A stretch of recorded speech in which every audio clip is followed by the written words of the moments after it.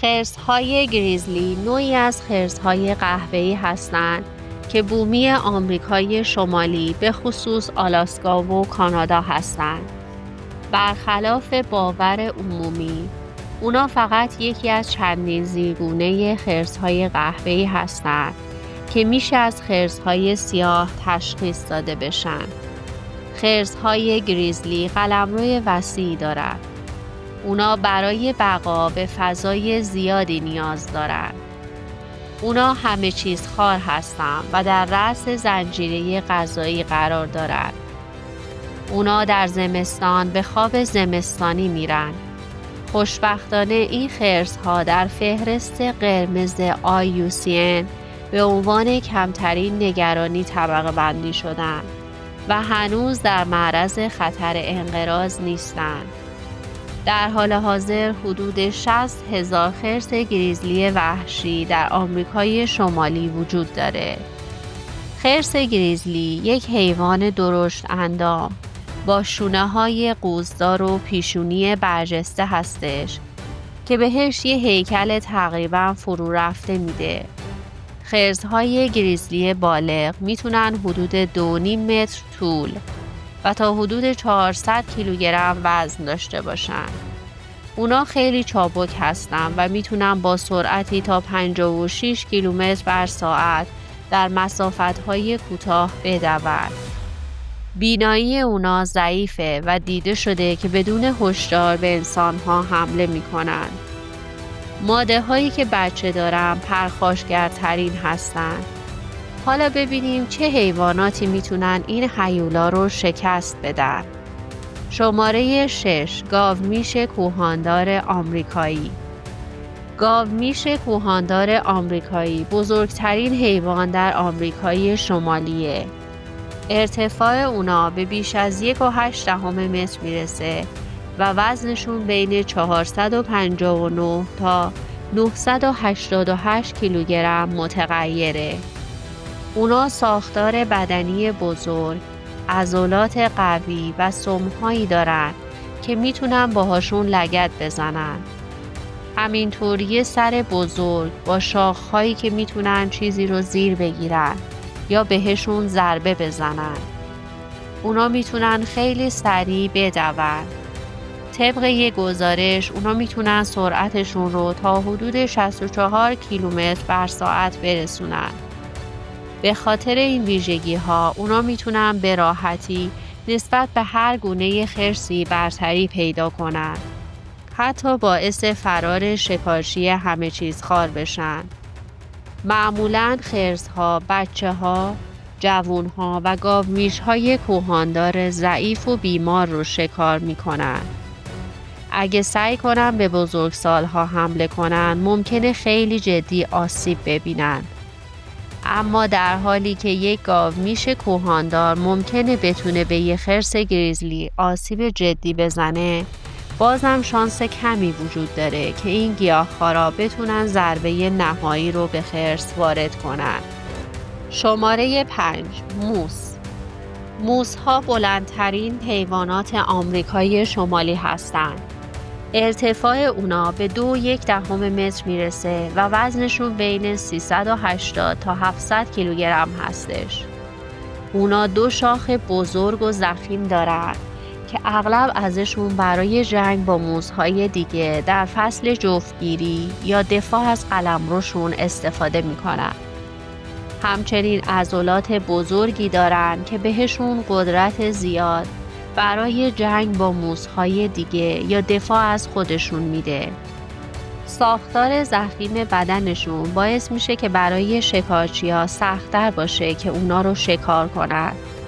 اونا میتونن با سرعت حدود 56 کیلومتر در ساعت بدون که همون سرعت یه خرس گریزلی هستش.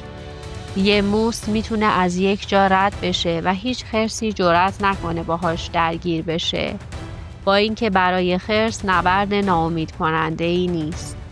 به طور کلی یه خرس دنبال دعوا با موس نیست. به خاطر اندازه، قدرت و شاخهای عظیمش یه موس میتونه راحت یه خرس رو بکشه یا آسیب جدی بهش بزنه. یه موس میتونه با یه لگد خوب یا با استفاده از شاخهاش یه خرس رو بکشه. شماره 4. ببر. هر دو حیوان شکارچیای برتر زنجیره غذایی هستند و به ندرت به طور اتفاقی توی طبیعت با هم برخورد کردند. هر دو حیوان انواع سلاح‌های مرگ رو در اختیار دارند و قاتلای طبیعی هستند. از نظر قدرت ببر سیبری در شرق روسیه حکمرانی میکنه. یه خرس گریزلی بالغ خیلی بزرگتر از یه ببر سیبریه. ببر سیبری بزرگترین و قویترین گربه‌سان هستش. با ارتفاع حدود 1.25 متر و وزن تقریبی 300 کیلوگرم. به هر حال داستان‌هایی وجود داره که ببرها در طبیعت برای خرس‌های قهوه‌ای کمین کردن و بعد وقتی که میخوان بخوابن بهشون حمله میکنن. همچنین 1% از رژیم غذایی ببر از این خرس‌ها تشکیل شده. ببرها بیشتر از هر شکارچی دیگه‌ای بیشترین شانس رو برای شکست دادن یک خرس گریزلی دارن. به خاطر قدرت زیادشون، تمایلشون برای کمین کردن و موفقیتشون در مقابله با زیرگونه‌های بزرگتر خرس قهوه‌ای. به طور کلی ببرها دقیقاً میدونن کجا رو باید گاز بگیرن تا قربانیشون رو بکشن و اینکه چطور و کجا با پنجه‌اش ضربه بزنه. اما با این حال ببر همیشه برنده نمیشه، چون خرس باهاش میجنگه تا یکیشون بمیره یا اینکه فرار کنه. شماره 3. اسب آبی. اسب‌های آبی که حدود 1.5 متر ارتفاع دارند و بیشتر از 2000 کیلوگرم وزن، سومین موجودات بزرگ خشکی دنیا هستند. دهنشون پر از دندونای تیز و برنده‌ای هستش که به عنوان سلاح اصلیشون نه فقط برای ترسوندن شکار، بلکه در جنگ برای تثبیت برتری، برنده شدن حق جفتگیری با ماده ها و حتی کشتن شکار اگه تحریک بشن مورد استفاده قرار میگیره. قدرت گاز گرفتن اسب آبی حدود 1800 PSI هستش که به اندازه قوی هستش که یک تمساح رو از وسط نصف کنه. پوست 5 سانتیمتری ضخیم اسب آبی هم اونا رو در برابر شکارچی‌های احتمالی محافظت میکنه. حتی اگه یه خرس خراشش بده اون ناخونا زیاد بهش آسیب نمیزنن.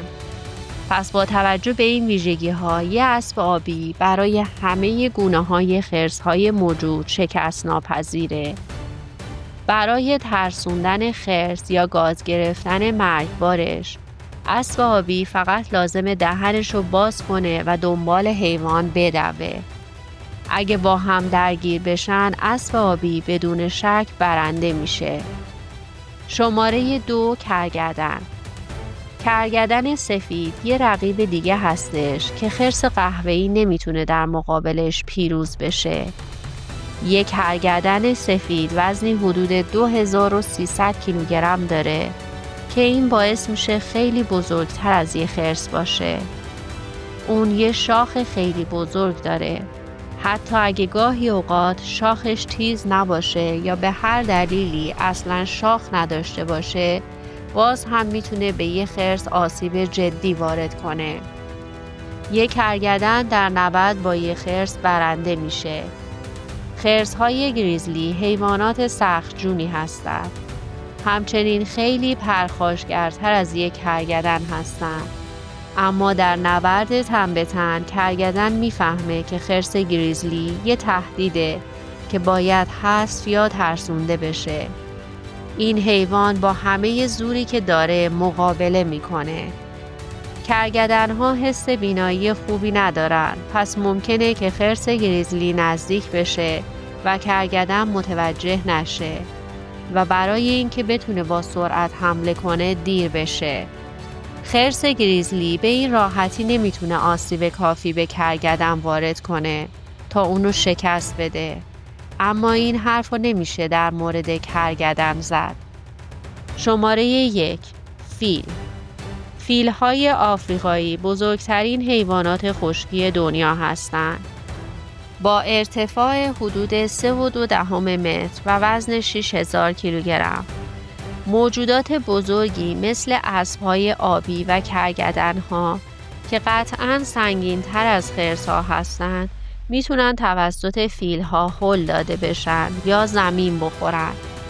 فیل 2 عاج بزرگ داره که میتونه ازش به عنوان سلاح کشنده و همچنین ابزاری برای شکستن درخت‌ها و کندن اونا از توی زمین استفاده بکنه.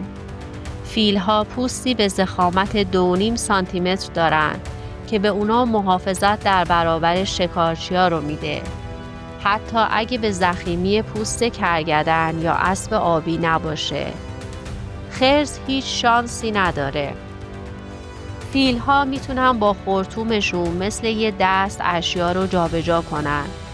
خرس میتونه به سر و خرطوم فیل حمله کنه، در حالی که فیل میتونه اونو بگیره و بدون هیچ مقاومتی از خودش دور نگهش داره. هر حمله‌ای که خرس بتونه انجام بده، آسیب خیلی کمی به فیل وارد میکنه و جواب فیل به خرس به قدری عظیمه که حمله بعدی قطعا مرگباره. به پایان این برنامه رسیدیم. اگر از این ویدیو خوشتون اومده لایکش کنید و نظرتون رو هم توی کامنت ها برام بنویسید. کانال دانستنی های ناب رو سابسکرایب کنید و زنگوله رو هم بزنید تا از ویدیوهای جدید مطلع بشید.